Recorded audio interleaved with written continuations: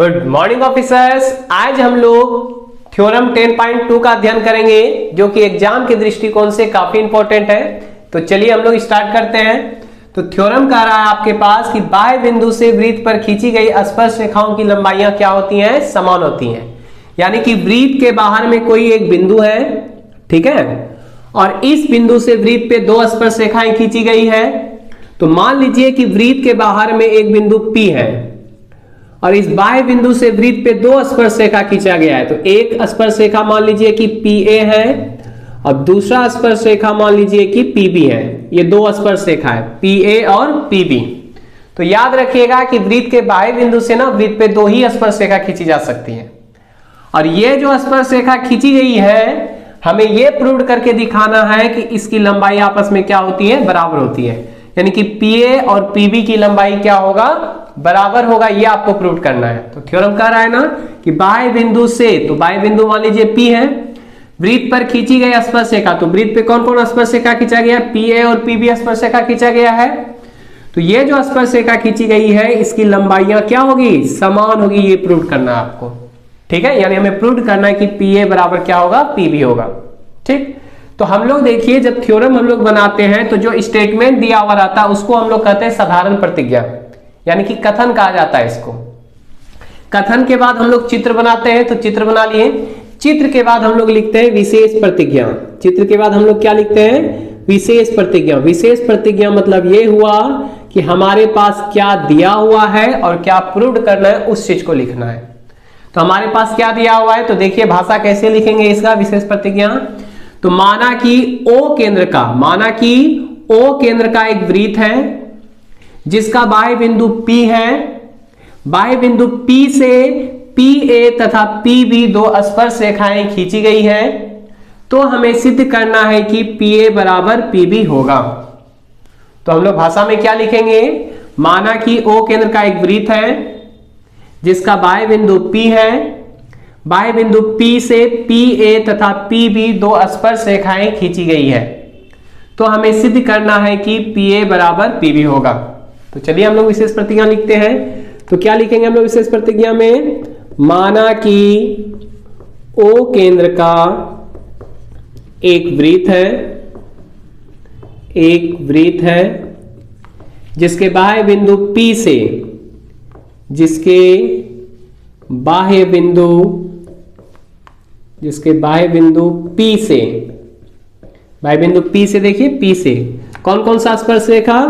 तो PA तथा PB, PA तथा PB दो स्पर्श रेखाएं खींची गई है।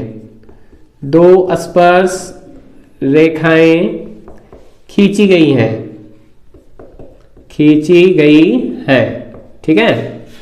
तो अब हमें प्रूव क्या करना है तब? तो पैराग्राफ चेंज करके हम लोग लिखेंगे जो प्रूव करना है।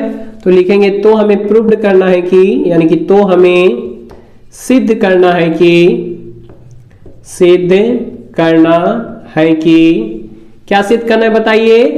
PA और PB क्या होगा? बराबर होगा। ये जो स्पर्श रेखाएं आप खींचे हैं ये आपस में क्या होगा? बराबर होगा। ये आपको सिद्ध करना है, ठीक है। तो मैंने विशेष प्रतिज्ञा लिख दिया।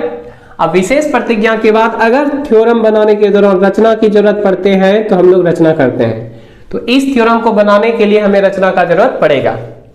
तो रचना में करेंगे क्या? ध्यान दीजिएगा।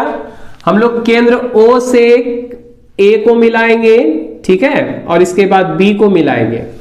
केंद्र O से क्या करेंगे? बिंदु A B को मिला देंगे और साथ ही साथ बिंदु P को भी मिला देंगे। यानी कि केंद्र O से बिंदु A, B तथा P को मिलाया। हम लोग रचना में क्या किए? केंद्र O से बिंदु A, B तथा P को मिलाया, ठीक है। ये हम लोग मिलाएंगे इसको। तो रचना में क्या करेंगे? बिंदु O से, या फिर केंद्र लिखिए, केंद्र O से बिंदु A, B तथा P को मिलाया। ये हम लोग मिला दिए। इसके बाद हम लोग इसको प्रूव करेंगे आगे, ठीक है। तो अब हम लोग चलेंगे प्रमाण पे, यानी कि हमें सिद्ध करना है ये चीज।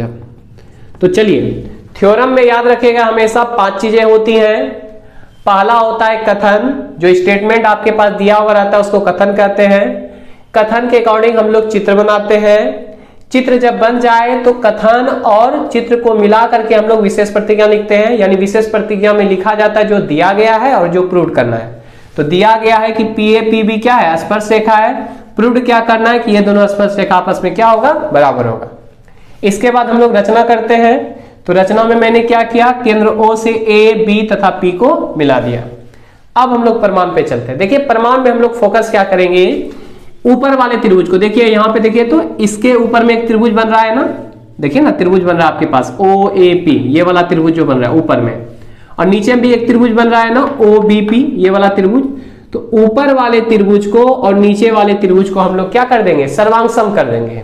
9th क्लास में आप सर्वांग समता नियम पढ़े होंगे ना, उसी प्रकार से हम लोग क्या करेंगे, ऊपर वाले त्रिभुज को और नीचे वाले त्रिभुज को क्या कर देंगे, सर्वांग कर देंगे। यदि ऊपर वाला त्रिभुज और नीचे वाला त्रिभुज सर्वांग हो गया तो निश्चित रूप से सर्वांग त्रिभुज के संगत अंग भी क्या होते हैं, बराबर होते हैं। इसीलिए PA और PB भी आपस में क्या हो जाएगा, बराबर हो जाएगा। अब बात आती है कि सर ये सर्वांग कैसे होंगे ये दोनों त्रिभुज। तो चलिए गौर करते हैं, इस पे ध्यान दीजिए। सबसे पहले हम लोग 10.1 थ्योरम के बारे में जान लेते हैं। 10.1 थ्योरम क्या कहता है, तो याद रखिएगा 10.1 थ्योरम क्या कहता है, थोड़ा सा उसका यूज होगा इसलिए उसको याद रखिएगा।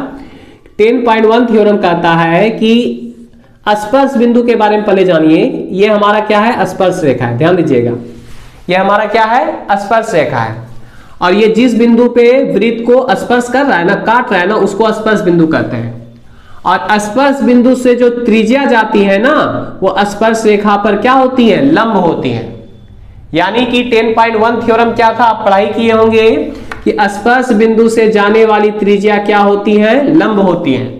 यानी कि यहां पे कितना डिग्री का कोण बनेगा, 90 डिग्री का कोण बनेगा। यानी कि स्पर्श बिंदु से जो भी त्रिज्या जाएगा ना, तो वो इस पे क्या होगा, लंब होगा स्पर्श रेखा पर। तो उसी तरह से यहां देखिए तो गौर से ध्यान दीजिएगा, ये भी तो स्पर्श बिंदु है ना, ये भी क्या है आपका स्पर्श बिंदु है, और ये स्पर्श बिंदु से जाने वाली त्रिज्या है ना। तो स्पर्श बिंदु से जब जाने वाली त्रिज्या है तो ये भी किसका काम करेगा, लंब का काम करेगा। इसी प्रकार से यहां देखिए तो ये भी स्पर्श बिंदु है ना, और स्पर्श बिंदु से ये भी तो त्रिज्या आया है केंद्र की ओर, तो ये भी यहाँ पे किस चीज का काम करेगा, लंब का काम करेगा ना। यानी कि यहां भी 90 डिग्री का कोण बनेगा और यहां भी 90 डिग्री का कोण बनेगा। तो हम लोग लिखेंगे क्या, तो हम लोग लिखेंगे कि स्पर्श बिंदु से जाने वाली त्रिज्या स्पर्श रेखा पर लंब होती है।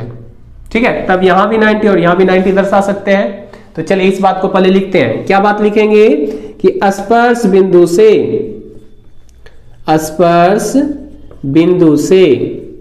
जाने वाली त्रिज्या किस पर लंब होती है, तो स्पर्श रेखा पर लंब होती हैं, स्पर्श रेखा पर लंब होती हैं। तो देखिए यहां पे ये हमारा स्पर्श रेखा है, ये और ये स्पर्श बिंदु है, और इससे जाने वाली त्रिज्या है। तो निश्चित रूप से यहाँ पे कितना डिग्री कोण बनेगा, 90 का कोण बनेगा। तो इस कोण का और इस कोण का मान कितना होगा, 90 का होगा। तो इस कोण का नाम बोलिए पहले, तो इस कोण का नाम हो जाएगा OAP। कोण का नाम क्या हो जाएगा बताइए, OAP। तो कोण OAP और कोण OBP, ये दोनों कोण कितना डिग्री का होगा बताइए, 90 डिग्री का होगा। चलिए इतना प्रूव हो गया ना। अब इसके बाद देखिए, यदि ये समझ में आपको आ गया तो हमारा थ्योरम प्रूव हो चुका है। कैसे सर, सिंपल सी बात है। देखिए इस त्रिभुज को और इस त्रिभुज को कंपेयर कीजिए, देखिए इन दोनों त्रिभुज में क्या क्या बराबर है। तो पहली बात देखिए, तो 90 डिग्री का कोण बराबर है ना, 90 का कोण इसमें भी है, 90 का कोण इसमें भी, इस त्रिभुज में भी है। तो 90 का कोण बराबर, ठीक। अब दूसरा चीज देखिए, OA और OB वृत्त की त्रिज्या है, और वृत्त में जितनी भी त्रिज्या होती है सब आपस में क्या होती है, बराबर होती है। यानी कि वृत्त की त्रिज्या जितना भी खींच सकते हैं वो सभी आपस में क्या होगा, बराबर होगा।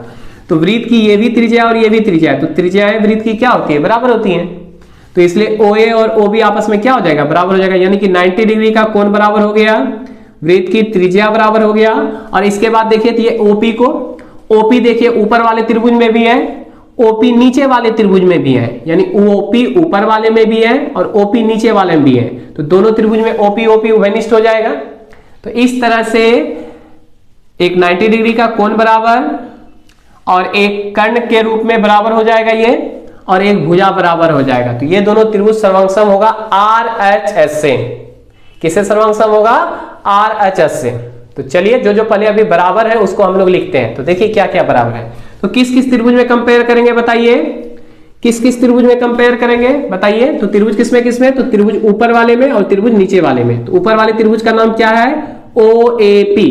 तो यहां लिखेंगे त्रिभुज OAP तथा त्रिभुज नीचे वाले का नाम लिखिए तो OBP।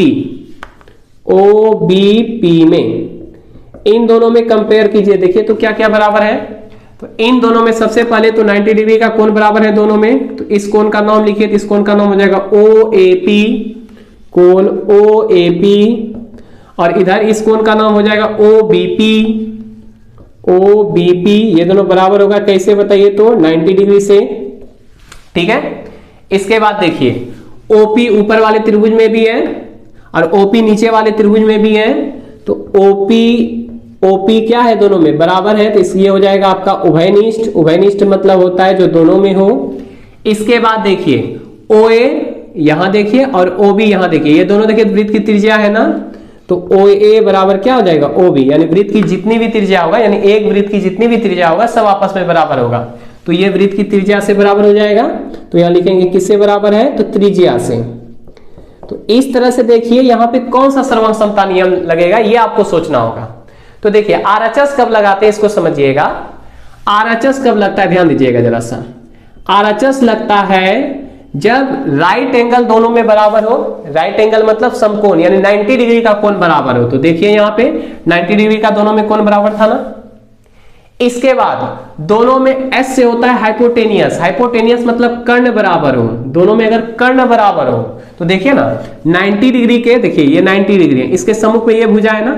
तो 90 डिग्री के सम्मुख भुजा को कर्ण कहते हैं। तो 90 डिग्री का सम्मुख भुजा कर्ण इसमें है और 90 डिग्री का सम्मुख भुजा ये है, तो ये भी कर्ण है। तो दोनों के लिए ये कर्ण का काम कर रहा है ना। और दोनों में क्या है? ये बराबर है। तो इसका मतलब कर्ण भी क्या है? बराबर है दोनों में।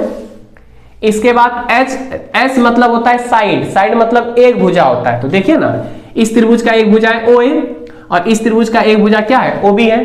तो इस तरह से आपने क्या देखा? एक 90 डिग्री का कोण बराबर, एक कर्ण बराबर और एक भुजा बराबर। इसीलिए सर्वांग समता नियम कौन सा लगेगा?